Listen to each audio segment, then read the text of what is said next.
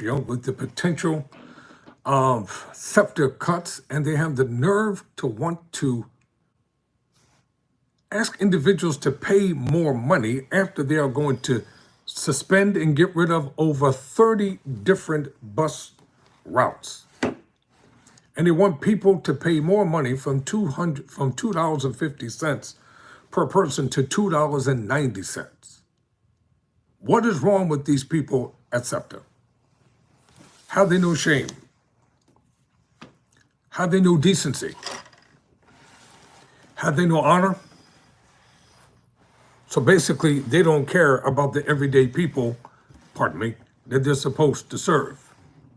Because it's about protecting their own interest. Tyrone Bowman live. Welcome to the program on tonight. Tonight, I'm going to be talking about Mayor Cherelle Parker in an article written by the Philadelphia Inquirer. The headline reads, as soon as I get this lighting together back here, don't have a staff, it's just me doing all this by myself. The headline reads, Mayor Cherelle Parker hasn't been front and center in the fight to fund SEPTA. She said that's no accident. Really? So let's find out what the illustrious mayor of Philadelphia had to say according to this article written for the Philadelphia Inquirer. It's important that we know what's going on in our city. Now, what people don't realize is that it is not right and it is not fair. Before young men and women go back to school, after they cut over maybe 40 to 50 different services, then they say, oh, by the way, we want to charge you more money for the rotten service we're giving you. According to the Philadelphia Inquirer, with less than a week before SEPTA's drastic service cuts take effect, Philadelphia Mayor Cherelle L. Parker said she is in constant communication with Republicans and Democrats in Harrisburg and remains optimistic that they will reach a state budget deal that will provide a lifeline for the beleaguered transit system. I have the confidence in our governor, in our legislative leaders, and even in the Republican leadership that we will find a way to get it done, Parker said in an interview with the Inquirer on Monday. I've been a supporter and an advocate in a meaningful way for mass transit in the city of Philadelphia and the Commonwealth of Pennsylvania long before it was a popular thing to do. In public this summer, Parker has not been highly visible in the fight to prevent the service cuts, scheduled to take effect Sunday, followed by fare increases on September 1st. She gave her most robust comments on the crisis facing the Mass Transit Agency Friday after being asked about SEPTA at a news conference on an unrelated subject, the new contract for the Philadelphia Police Union. On Monday, Parker touted her years of work promoting SEPTA as a legislator and said she has focused on the nitty-gritty tasks needed to ensure a deal gets done. The city, she said, did its homework by boosting its local subsidiary to SEPTA in the city budget passed in June and working behind the scenes with lawmakers who hold the purse strings for state funding. Now, I don't doubt what she says is true, but this is the problem. Why is it that they can find money for everything else, but they can't find money to run this system that seemingly is always in need of money? Why not start at the top with those who have six-figure digit salaries? Why don't they take salary cuts in an effort to make sure young men and women can go back to school? With all these drastic cuts that are going to occur, that puts in jeopardy mothers and fathers who are out there working every day. They got to find alternative ways to get their children to and from school and to the activities as well. Because over 40 different bus routes are going to be done, finished, eliminated. Then what? What is their solution? We don't have any. It is what it is. For people who want me to be performative when I have something to say, Then I'll call a press conference. I will say it, Parker said, but you will not always see my work on social media. And that's never been me, and it never will be me. Several transit advocates said Tuesday they are not certain what Parker has done recently to advance the negotiations in Harrisburg, but are hopeful she will be able to get something done. It's unclear to us what Mayor Parker is attempting to do to help resolve the situation, but we trust that she is working with our delegation to protect SEPTA riders, said Alexa Malone, a co-chair of the Transit Committee for the urbanist nonprofit Fifth Square Advocacy. Stefan Bronkill, coalition manager for Transit Forward Philadelphia, applauded Parker's comments Friday when the mayor called for a sustainable revenue stream to SEPTA. That means find the money. It implied that a state Senate GOP proposal to allocate mass transit capital funds to plug the agency's operational deficit was fuzzy math. The Republicans don't give a damn. They want it to go under. They want it to fail. Don't you think if they wanted this thing to work, money would have come from Washington to help SEPTA? They go on to say, I was really encouraged to see the mayor speak out the other day. Bronkill said, we're very much welcome the city's involvement. We welcome business leaders, labor. We want everybody pushing right now and grateful for the city sweeping up. Well, how about this? Suppose people decide to boycott SEPTA. Seriously. Suppose people by the hundreds of thousands say, you know what? I'm not talking about those in suburbs and those that are wealthy. I'm talking about those of us who are struggling right in the hood. Suppose we decide to boycott SEPTA and say we are not going to ride nothing until you get this thing done. Don't think that SEPTA can't be brought to its knees. Don't think that a conglomerate cannot bow down to the will of the people. The question is, how much are we willing to sacrifice? The Montgomery boycott that happened down in Selma, it was successful because of car riding and share riding. And for 1 year, black folk did not ride the racist, bigoted buses that was in transit. They didn't do it. And it brought the bus company down to its knees, and the White Citizens Council had a nerve to take Dr. King and the associates to court to try to force them to get back on, to pay their fare in full and get at the back of the bus. Have you lost your darn mind? Don't think that SEPTA can't be brought down. People are too concerned about other things instead of unifying collectively and using that boycotting power to make SEPTA do what they're supposed to do. I'm telling you, that's why I can't be a politician, because I will raise hell until it gets done. You're not going to have our young boys and girls being without service. You're not going to have working mothers struggling to get to work early in the morning. You're not going to have senior citizens without the basic necessities and travel that they need to be able to go back and forth to handle their business. Hell to the niz off. Point blank. But people don't want to use their collective bargaining power. They're scared. Now, question is there actually $1 billion sitting in a fund for SEPTA? Parker has visited Harrisburg 3 times this year in January, February, and June. She declined to comment on which Republicans she has been in contact with as the SEPTA funding ordeal has unfolded.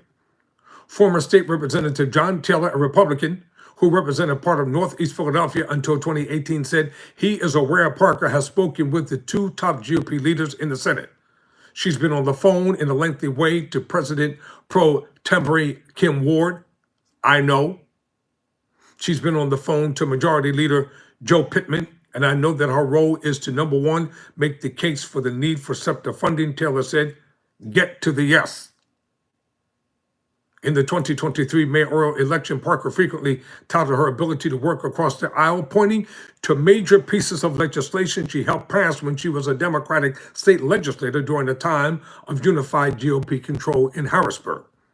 As chair of the Philadelphia delegation in the House, for instance, Parker helped advance Act 89 of 2013, a $2.3 billion transportation bill that boasted funding for roads and included $450 million for mass transit. Well, this ain't 2013. This is 2025 now. And these are a bunch of MAGA Republicans who don't want to offend you know who. So they don't want to lift the finger to help anybody. Parker learned her formula for success while she was in the Capitol. First, she said Philadelphia needs to do its homework before it can ask the state for more money, preventing GOP lawmakers from questioning why they should call for funds for the Philly area if the city isn't doing its part when it comes to SEPTA funding crisis. Philadelphia has boosted its annual subsidy to the transit agency in both city budgets since Parker took office, and is now planning to spend $792 million on SEPTA over 5 years.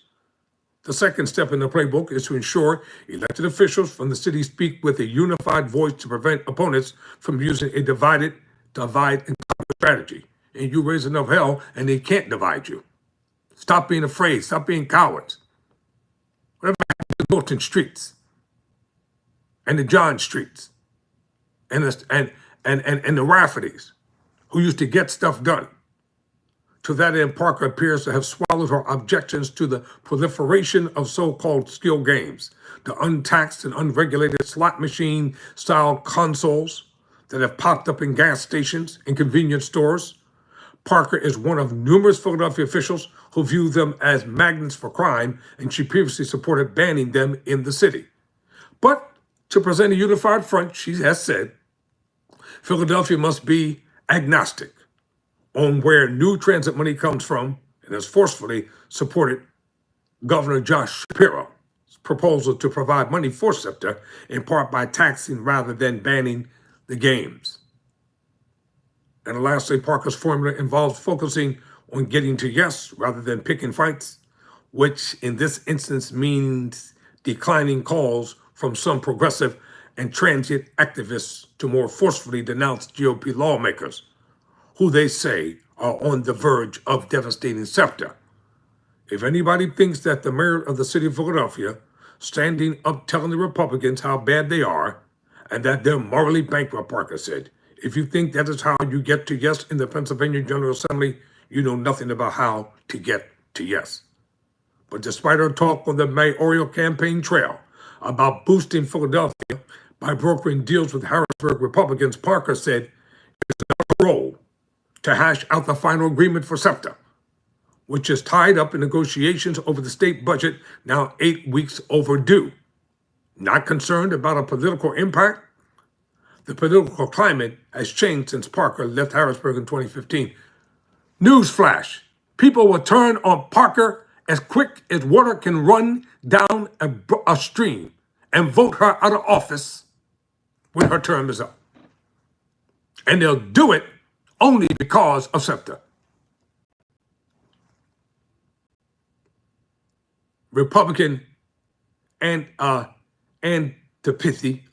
Republican antipathy to large, diverse cities has only grown during the rise of President Donald Trump, and centrists like Parker have lost ground in both parties.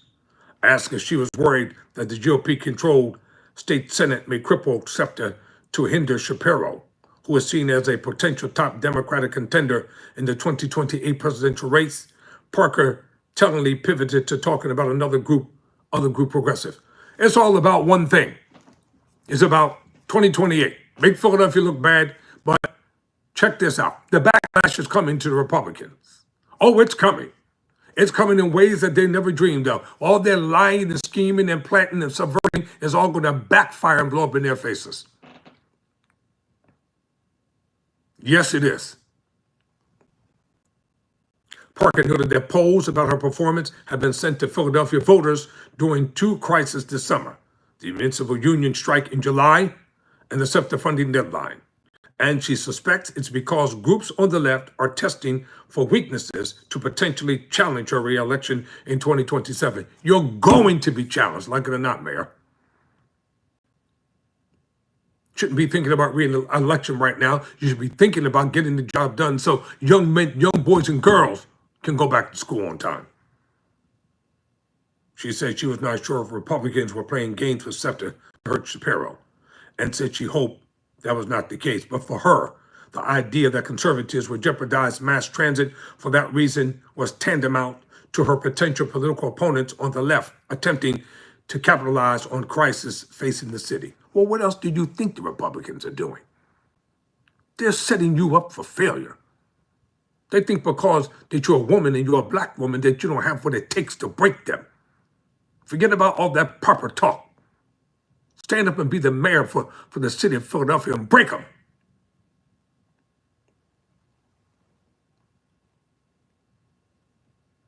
You can't let people in the Republican Party, these MAGA racists and bigots, tell you how to govern. When Rizzo was the mayor of Philadelphia, nobody stood against Frank Rizzo. He did what he wanted to do when he wanted to do it, and you know he did. The Progressive Working Families Party was indeed behind the first poll on Parker's performance, which surveyed Philly Democrats during and in the days after the contentious 8-day strike by the American Federation of State, County, and Municipal Employees District Council 33.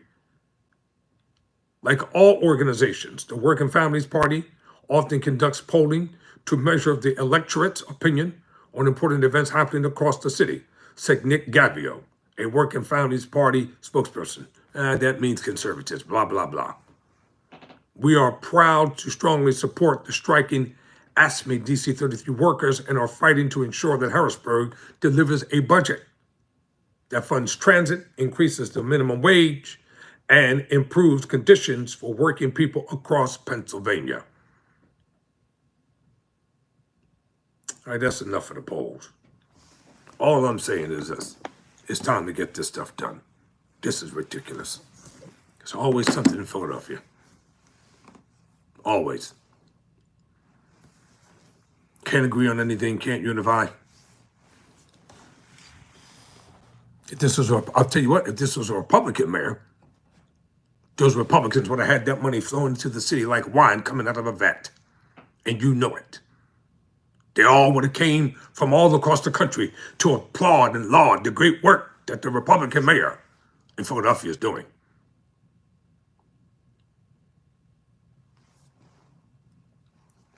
And if this goes down under Mayor Parker's watch, this coming Sunday,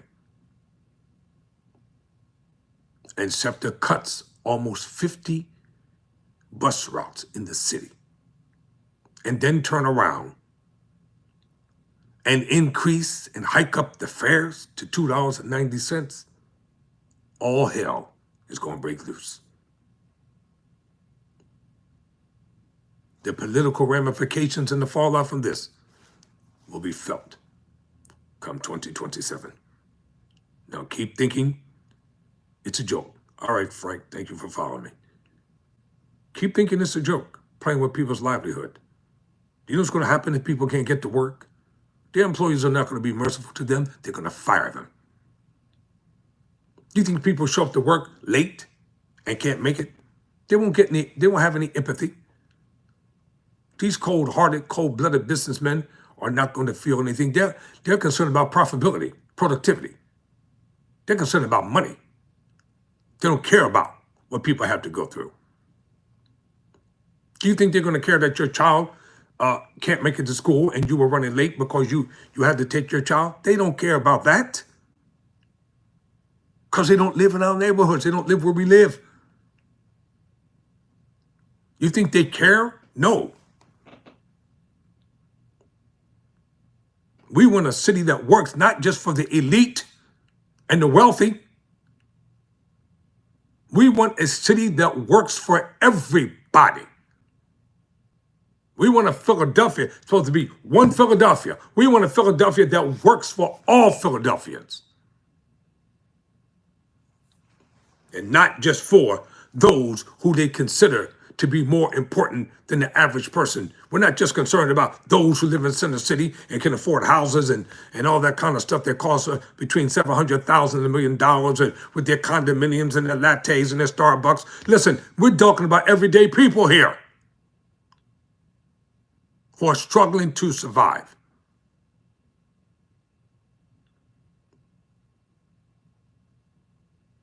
And I agree, Ralph. Over 2.8 million black people voted for Trump because they thought they were going to get a $5,000 stimulus check in their hatred for Kamala Harris. I don't blame her for not speaking to y'all and not wanting to come around. I don't blame the woman at all. All right, y'all, I got to get up out of here. I got a lot more work to do.